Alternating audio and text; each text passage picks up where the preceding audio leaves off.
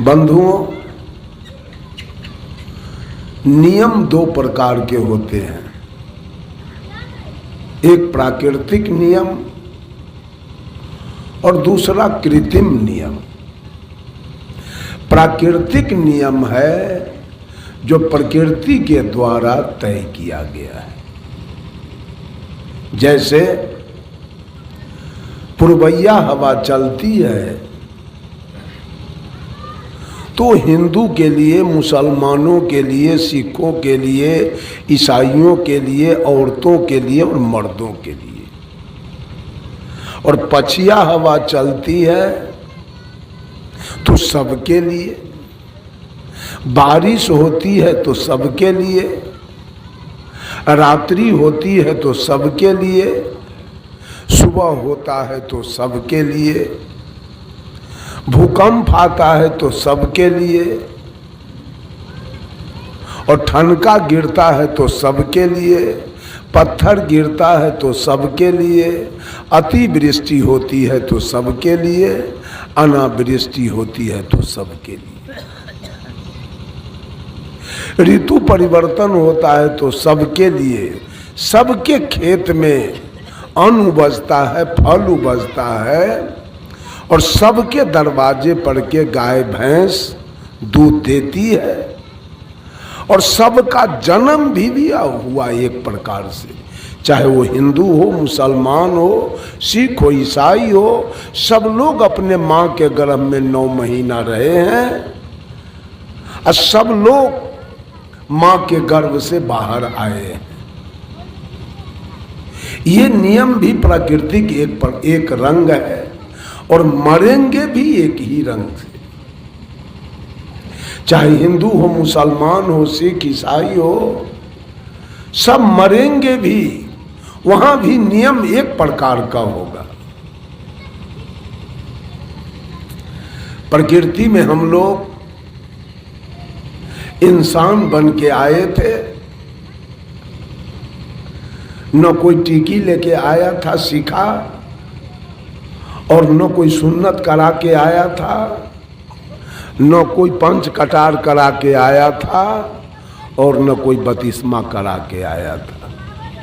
कोई नियम नहीं था। सारे लोग इंसान। साहब कबीर ने कहा, हंसा तू तो सबल था,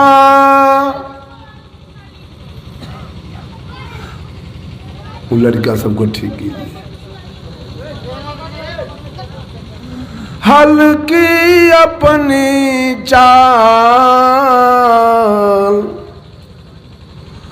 रंग कुरंगे रंगिया, तो और किया लगबार। ऐ हंस, जिस दिन तू मां के गर्भ से बाहर आया था, तेरी चाल बड़ी निराली थी। उस दिन तुम हिंदू नहीं था, मुसलमान भी नहीं था, सिख भी नहीं था, और ईसाई भी नहीं था। उस दिन तुम्हारे अंदर कोई जातीयता की भावना नहीं थी, कोई सांप्रदायिकता की भावना नहीं थी, कोई ऊंच नीच की भावना नहीं थी, कोई अवर्ण सवर्ण की भावना नहीं थी, कोई छुआछूत की भावना नहीं थी। उस दिन तुम चोर, लबरा, लंपट, बेईमान, दलाल, घूसखोर भी नहीं थे। उस दिन तुम मांस, मछली, तारी, दारू, गांजा, भांग, बीड़ी, सिगरेट, पान, सुपारी, शिखर, पराग, जर्दा, किमाम भी नहीं खा रहे थे। उस दिन तुमको भगवान का भी जरूरी नहीं था। उस दिन तुमको मंदिर, मस्जिद और गिरजा, गुरुद्वारा का भी जरूरी नहीं था। उस दिन बच्चा कैसा है? हंस के समान। हंसा तू तो सबल था।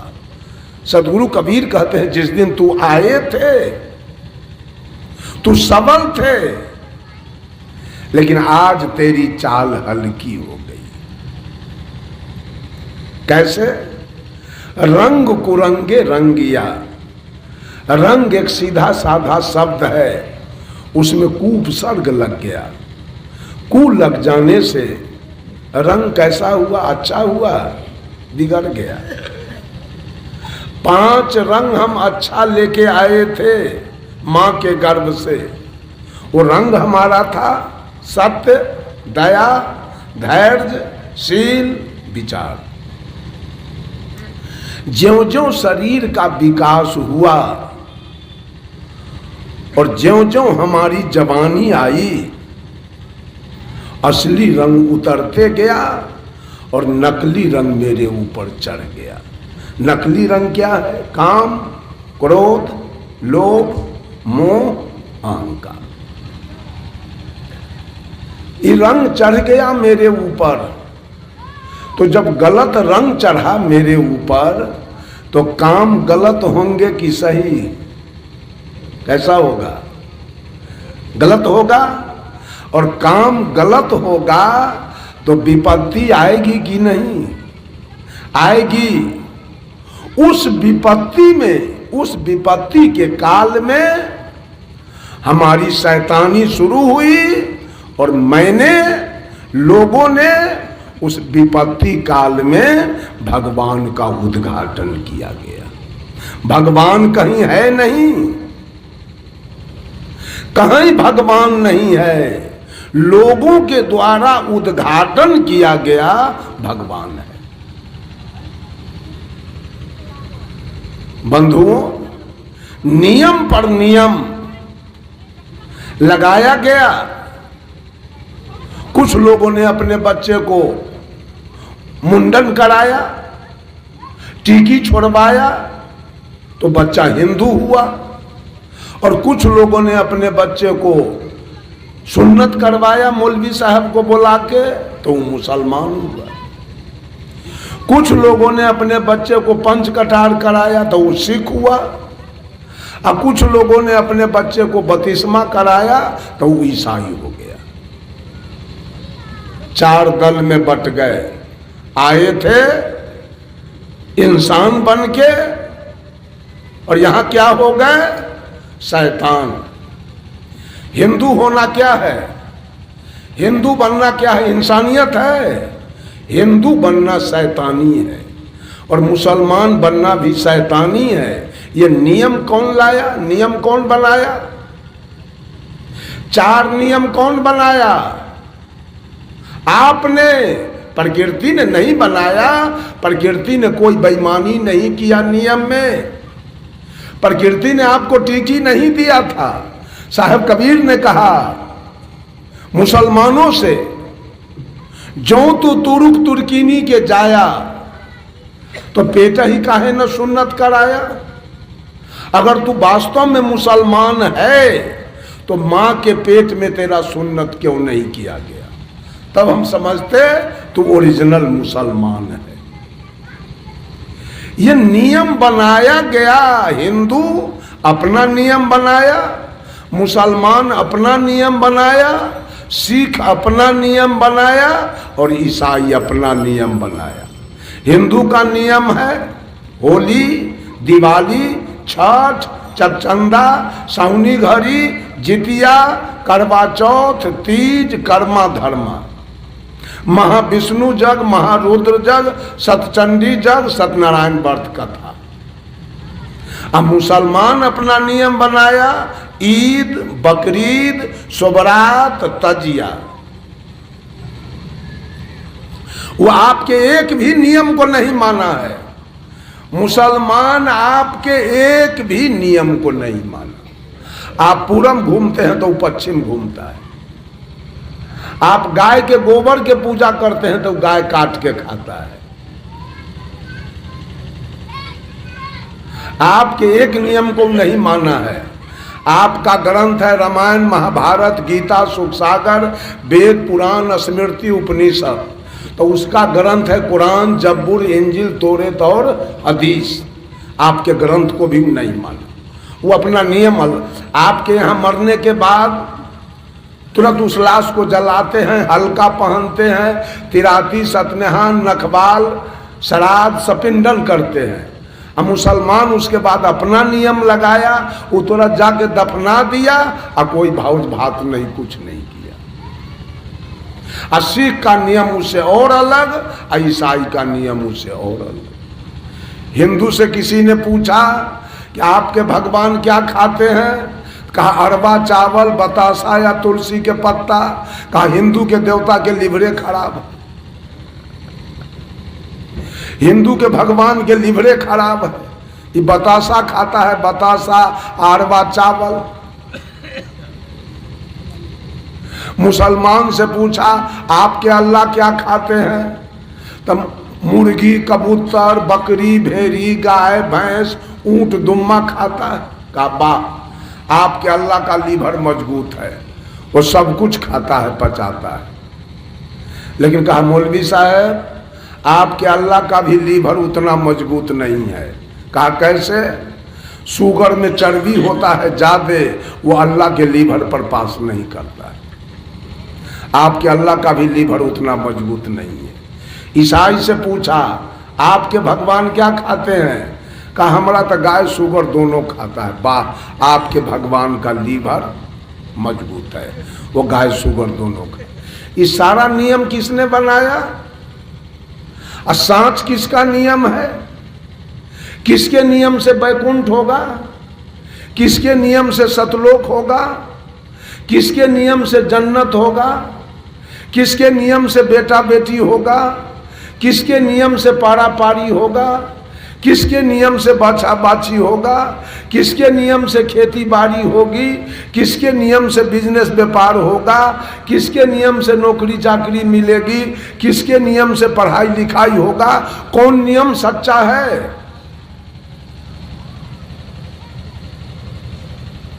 ये चारों में सच्चा नियम कौन है?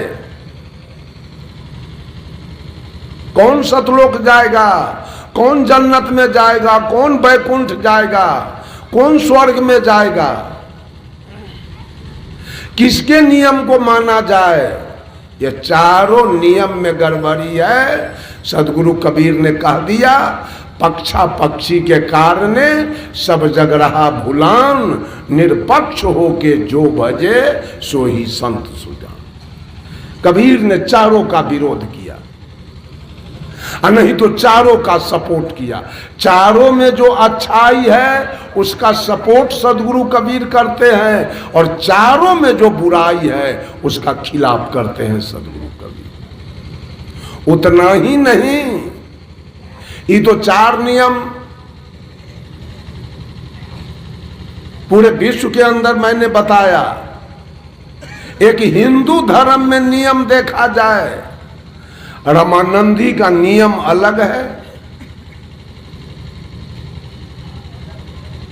कबीरपंथी का नियम अलग है, आर्य समाज का नियम अलग है, गायत्री परिवार का नियम अलग है, आनंद मार्ग का नियम अलग है, जय गुरुदेव का नियम अलग है, बाल जुगेश्वर का नियम अलग है, सतपाल जी का नियम अलग है, सदा फलदेव जी का नियम अलग है, आसाराम जी का नियम अलग है, भगवान रजनीश का नियम अलग है, बाबा हरदेव सिंह का नियम अलग है, आशुतोष जी महाराज का नियम अलग है, ठाकुर अनुकूल चंद्र जी का नियम अलग है, राधा स्वामी का नियम अलग है, ओम शांति का नियम अलग है, राम रहीम सिंह का नियम अलग है, जैन का नियम अलग है, बौद्ध का नियम अलग है। अब इसमें से बताइए तो कौन नियम सही है? इस सारा नियम बनाया कौन? साहब कबीर ने कहा गुरु पशु, वेद पशु, नर पशु, तिरिया पशु संसार, कहे कबीर वे न पशु जाके विमल विचार। जितने लोग गुरु पशु हैं, अब गुरु के बात पर विश्वास करते गए और नियम पर नियम बनते चला गया। आज हरिंद्रानंद का भी चेला हो सकता है। ये भटियारा पंथ में भी लोग है, ये भी नियम लागू हो गया। जाग जाग महादेव। ये सारा नियम कौन बनाया? रामानंदी में वो तो छोड़ दीजिए, कबीरपंथी में 12 नियम, वचन वंश, वंश गादी। अभी मेरा कार्यक्रम था महाराष्ट्र में नागपुर जब मैं गया, नागपुर स्टेशन से 80 किलोमीटर के दूरी पर एक कलंबा गांव है, वहां पर रघवा जाति के लोग निवास करते हैं। रघवा जाति का महाराष्ट्र में 42 गांव है, और 42 गांव में एक घर भी सांकट नहीं है मांस मछली खाने। प्योर कबीरपंथी 42 गांव महाराष्ट्र में, और सारे लोग वंश गादी से जुड़े हैं। एक वचन वंश का नियम, जरा कबीर पंथ का नियम देखा जाए। वचन वंश, वंश गादी, पारखी, भगताही, जागू साहेब, बुनियाद साहेब, दरिया साहेब, घीसा साहेब, पलटू साहेब, गरीब साहेब, तत्वा जीवा, सुरती गोपाल साहेब। कितना हुआ? इतना नियम कबीर पंथ में लगाया गया। रामानंदी में 4 नियम लगाया गया, निम्बकाचार्य, शंकराचार्य, रामानंदाचार्य और माधवाचार्य। 4 दल हो गए रामानंदी में। अब बौद्ध धर्म में 2 दल हुए, हीनयान और महायान। जैन धर्म में 2 दल हुए, श्वेतांबर और दिगंबर। किसका नियम सही है?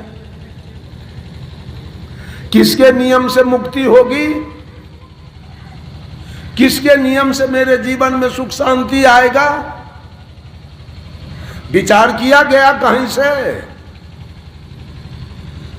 सोचा गया कि केवल गुरु के बात पर विश्वास किया गया। हम गुरु के बात पर विश्वास नहीं करेंगे, हम गुरु के बात पर विचार करेंगे।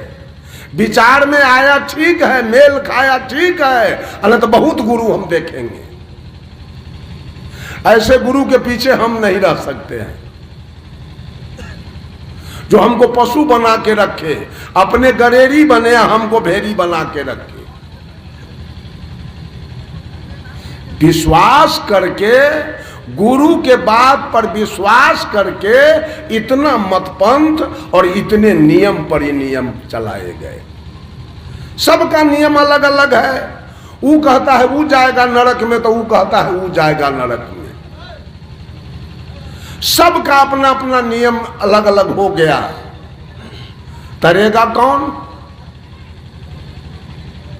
स्वर्ग कौन जाएगा? साहेब कबीर स्वर्ग को एक सिरे से खारिज करते हैं। नरतू पार उतर कहाँ जाइ हो, जाओगे कहाँ? आगे पंथी पंथ न कोई, आगे न कोई राही है और न कोई रास्ता है। आगे पंथी पंथ न कोई, कूच मकान न पई हो।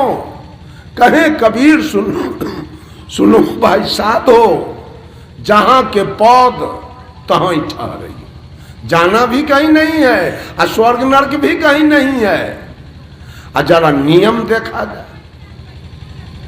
मुसलमान का नियम अलग, सिख का नियम अलग, ईसाई का नियम अलग, पारसी का नियम अलग, यहूदी का नियम अलग, हिंदू का नियम अलग, रामानंदी का अलग, कबीरपंथी का अलग। और जय गुरुदेव बाल जुगेश्वर आनंद मार्ग गायत्री परिवार सबका। जब माननीय दयानंद सरस्वती जी वेद को शोध करके आर्य समाज पंथ उन्होंने निकाला, जाति पात का विरोध किया, मूर्ति पूजा का विरोध करके जब आर्य समाज पंथ निकाला, तो हिंदू समाज में मूर्ति पूजा की विशेषता है, लोगों के दिल से जाता नहीं है। आज कबीरपंथी लोग भी मूर्ति मंच पर लगाते हैं, चूंकि अनादि काल से बैठा हुआ है मूर्ति का पूजा, वो हृदय से जा नहीं रहा है। तो मूर्ति का पूजा किया जा रहा है। बंधुओं, समस्या है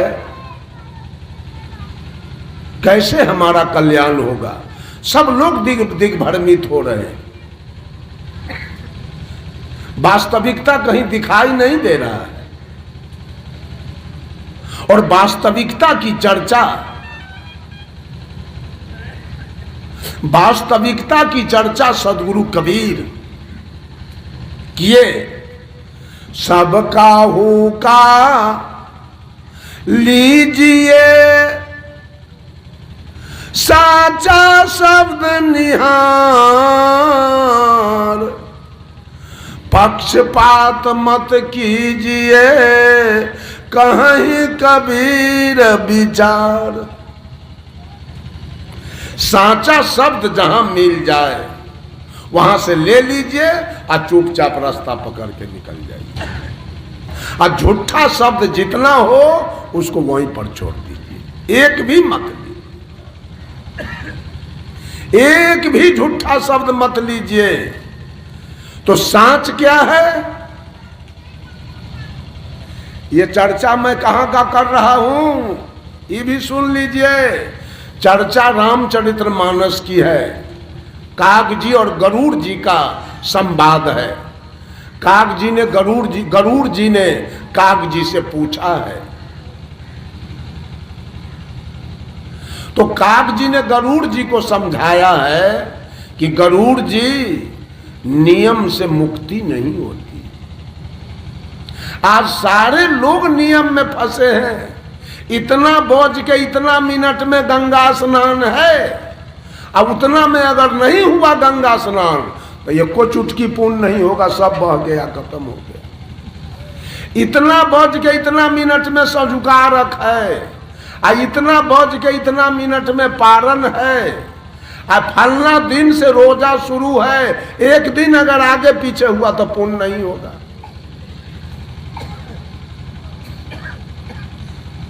अगर रास्ता चलने के समय कहीं कोई तेली मिल गया तो जतरा खत्म है, जतरा बिगड़ गया।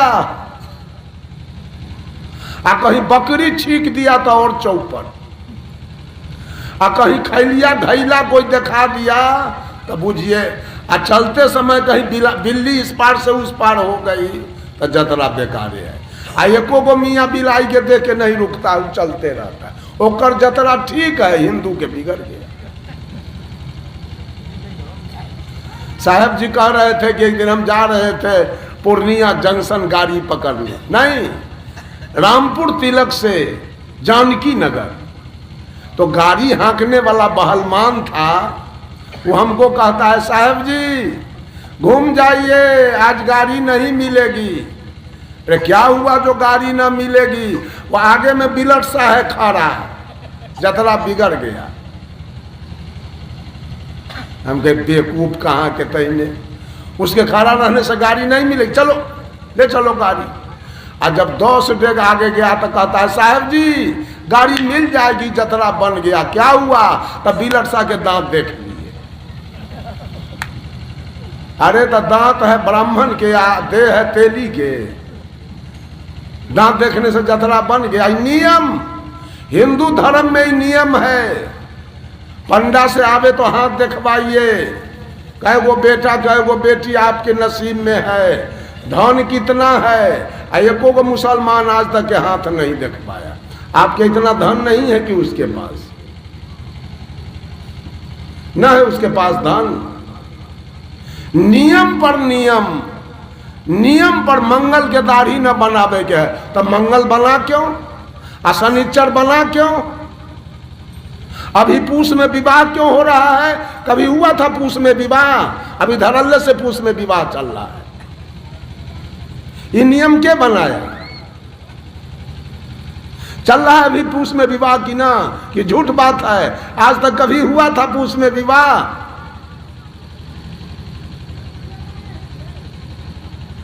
सहरसा में मधेपुरा स्टेशन से आगे एक बुधमा स्टेशन है, उसके बगल में भदौल एक गांव है। भदौल में एक इंजीनियर साहब है, जाति से गरेरी हैं, 6 भाई 7 भाई हैं, अच्छा वो सातों भाई अफसर हैं, अच्छा वो सातों भाई के पत्नी भी अच्छा अच्छा पोस्ट पर है, और पिताजी हजारी प्रसाद मंडल वो भी शिक्षक से रिटायर हैं। इंजीनियर साहब बोले कि उनके भाई का बरतुहार आया तो तिलक की चर्चा हो रही थी, 10 लाख 20 लाख। इंजीनियर साहब कहे कुछ नहीं, आगे मलमास पड़ रहा है। बेटी वालों को कहा उन्होंने कि मलमास में करना है, नहीं लगेगा तिलक। अंधड़ा चाहे दुआंख, बेटी वाला तुरंत तैयार हो गया, कर लेंगे। जाके देखिए बाल बच्चा है कि ना, मलमासे में ब्याह कर लिया। कहा कि वो बाम सेप से आते हैं इंजीनियर साहब। नियम सत्य नहीं है। कागजी गरुड़ जी से कहते हैं, गरुड़ जी नियम से मुक्ति नहीं होगी किसी का। और दूसरा धर्म, धर्म से भी मुक्ति नहीं होगी। ये भी सुन लीजिए, रामचरितमानस की चर्चा है, कोई सदगुरु कबीर की बात नहीं है जो टीका टिप्पणी कर दीजिएगा। रामचरितमानस में लिखा है कि धर्म से मुक्ति होने वाली नहीं। धर्म से कैसे मुक्ति होगा? धर्म का अर्थ तो होता है स्वभाव, नेचर, गुण।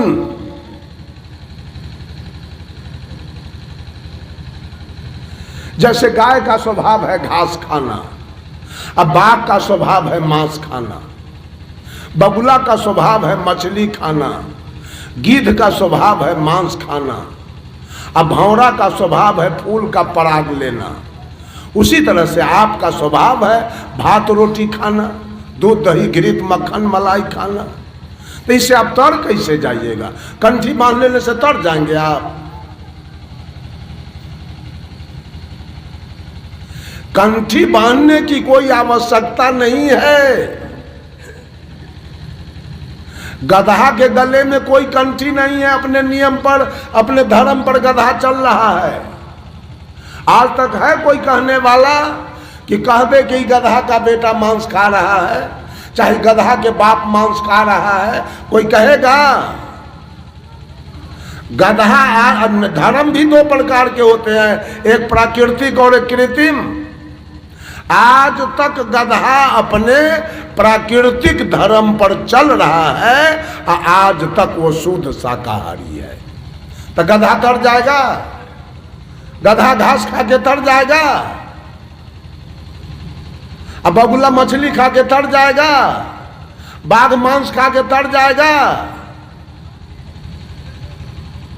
घोंघा सितुआ माटी खा के तर जाएगा?